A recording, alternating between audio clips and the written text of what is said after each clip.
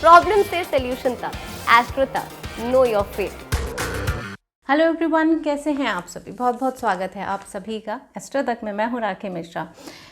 27 फरवरी को बुध देव ने राशि परिवर्तन किया है और 28 फरवरी को बुध देव कुंभ राशि में अस्त हो जाएंगे। बुध देव का अस्त होना सभी राशियों पे कुछ ना कुछ प्रभाव ज़रूर लेकर के आएगा। इस समय कुंभ राशि में सूर्य देव भी मौजूद हैं और वहीं शनि देव भी इस राशि में ही मौजूद है। जहां बुध देव ने सूर्य के साथ युति करके बुध आदित्य योग बनाया था, वहीं शुक्र और गुरु की युति से गजकेसरी योग का निर्माण भी हो रहा था। शनि अपनी ही राशि में है, अपनी ही मूल त्रिकोण राशि में है, तो शश योग का निर्माण भी हो रहा है। लेकिन इसी के साथ साथ बुध का अस्त होना कई राशियों पे अलग अलग तरह का नकारात्मक प्रभाव लेकर के भी आएगा। तो इस नकारात्मक प्रभाव से आप कैसे बच सकते हैं, कुछ छोटे छोटे उपाय करके हर राशि के हिसाब से आप इस बुध देव के, क्योंकि बुध को ग्रहों में राजकुमार कहा जाता है, इसके साथ ही बुध बुद्धि के कारक ग्रह हैं, एकाग्रता के लिए माने जाते हैं, वाणी के लिए, सौंदर्य के लिए, सुगंध के लिए भी बुध को ही कारक ग्रह माना गया है। इसके साथ ही लेखन की क्षमता अगर आप में बहुत अच्छी है तो उसके लिए आपका बुध ग्रह का अच्छा होना बहुत ही ज़रूरी होता है। इसके साथ ही बुध ग्रह को ज्योतिष विज्ञान के साथ भी जोड़ के देखा जाता है। ज्योतिष के लिए भी कारक ग्रह बुध को माना गया है। इसके साथ ही व्यापार के लिए बुध ग्रह को ही देखा जाता है। वहीं नाक कान गला यानी ENT के लिए भी बुध ग्रह को ही देखा जाता है।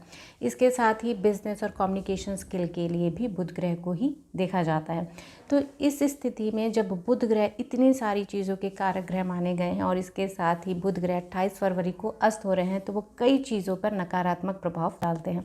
तो आइए जानते हैं कि कैसे राशि के अनुसार आप कौन से छोटे छोटे उपाय करके अपने बुध ग्रह के इस नकारात्मक प्रभाव को कम कर सकते हैं। सबसे पहले हम बात करेंगे मेष राशि के बारे में।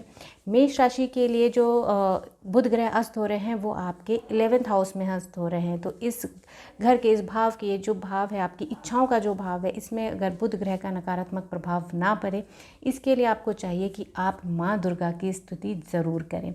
अब हम बात करेंगे वृषभ राशि के बारे में। वृषभ राशि के लिए बुध ग्रह अस्त आपके 10th हाउस में होंगे, तो आपके काम में, आपके प्रोफेशन में किसी तरह का कोई नुकसान ना हो, इसके लिए आपको चाहिए कि आप श्री गणेश की आराधना ज़रूर करें, उनके मंत्रों का उच्चारण जरूर करें। आप उनके सबसे छोटे से मंत्र ओम गम मंत्र, इसका भी उच्चारण कर सकते हैं। इसके साथ ही अगर बात किया जाए तो मिथुन राशि के लिए बुध ग्रह आपके 9th हाउस में अस्त होंगे, यानी कि भाग्य के भाव में आपके अस्त हो रहे हैं। तो इस समय आपको इनके मंत्रों का जप ज़रूर करना चाहिए। आप ओम ब्राम ब्रीम ब्रूम सह बुद्धाय नमः इस मंत्र का जप भी कर सकते हैं। अब अगर हम कर्क राशि की बात करें तो कर्क राशि के लिए ये जो बुध ग्रह अस्त हो रहे हैं वो आपके अष्टम भाव में हो रहे हैं। तो अष्टम भाव एक छुपाव का भाव है। इस भाव में अगर आपके बुध ग्रह अस्त होते हैं और इसके प्रभाव को कम करने के लिए आपको चाहिए कि आप गणेश अथर्व शीर्ष का पाठ रोज़ाना ज़रूर करें। इसके साथ ही बात करेंगे सिंह राशि के बारे में। सिंह राशि के लिए ये जो गोचर था बुध ग्रह का 27 फरवरी को, वो उनके सप्तम भाव में था और 28 फरवरी को बुध आपके सप्तम भाव में अस्त हो रहे हैं। तो इस भाव में अस्त होने के कारण आपके रिलेशनशिप, आपके पार्टनरशिप पर भी प्रभाव पड़ सकता है। तो इसके लिए आपको चाहिए कि आप गजेंद्र मोक्ष का पाठ ज़रूर करें। इससे आपके जो जीवन में कई तरह के नकारात्मक प्रभाव आ रहे होंगे वो कम होंगे। अब हम बात करेंगे कन्या राशि के बारे में। कन्या राशि के लिए जो बुध ग्रह अस्त हो रहे हैं वो आपके 6ठे भाव में होंगे, यानी रोग ऋण शत्रु के भाव में आपके बुध ग्रह अस्त होंगे। तो इस समय पे आपको चाहिए कि आप बुध के बीज मंत्र का जप करें, यानी कि आपको ओम बूम बुधाय नमः इस मंत्र का जप ज़रूर करना चाहिए। अब हम बात करेंगे तुला राशि के बारे में। इस ऐड को स्किप करना तो बहुत मुश्किल है, पर लाइफ की प्रॉब्लम्स का सोल्यूशन ढूंढना आसान। प्रॉब्लम से सोल्यूशन तक, एस्ट्रो तक, नो योर फेट।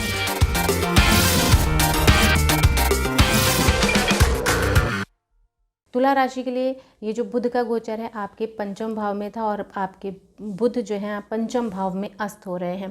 तो इस समय पे आपको चाहिए, क्योंकि ये एजुकेशन का भाव भी है, तो इस समय पे आपकी अपनी एजुकेशन में किसी तरह का कोई प्रभाव ना आए। आपको बच्चों को स्टेशनरी का सामान भी दान में देना चाहिए। इसके साथ ही आपको रोज़ाना श्री गणेश को 21 दुर्वा अर्पित भी ज़रूर करनी चाहिए।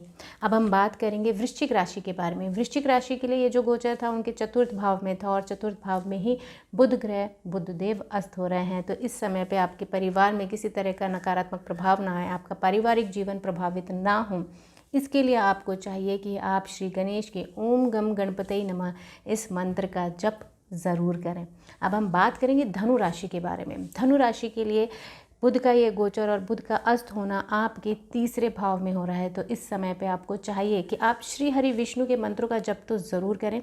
इसके साथ साथ आप भगवान श्री गणेश को दुर्वा अर्पित करें और उनके किसी भी एक मंत्र का जप आपको ज़रूर करना चाहिए। आप ओम बुधाय नमः इस मंत्र का जप भी कर सकते हैं। अब हम बात करेंगे मकर राशि के बारे में। मकर राशि के लिए ये जो गोचर और बुध ग्रह अस्त हो रहे हैं, ये आपके द्वितीय भाव में यानी कि धन के भाव में हो रहे हैं। तो आपके इस भाव में यानी कि आपकी सेविंग्स में, आपके बैंक बैलेंस में किसी भी तरह का कोई प्रभाव ना आए, तो इसके लिए आपको श्री गणेश के मंत्रों का जप ज़रूर करना चाहिए, उनको दुर्वा अर्पित करनी चाहिए और आपको ओम ब्राम ब्रीम ब्रूम सह बुधाय नमः इस मंत्र का जप भी आप ज़रूर कर सकते हैं। अब हम बात करेंगे कुंभ राशि के बारे में। बुध ग्रह आपके लग्न में अस्त हो रहे हैं और इस समय आपके लग्न में सूर्य देव भी मौजूद हैं और वहीं राशि के स्वामी यानी कि शनि देव भी आपके लग्न में ही मौजूद हैं। तो इस समय पे आपको श्री गणेश के अथर्व शीर्ष का पाठ ज़रूर करना चाहिए, जिससे किसी भी तरह की आपकी कॉन्फिडेंस में, आपकी कम्युनिकेशन में किसी तरह की नकारात्मक प्रभाव ना आए।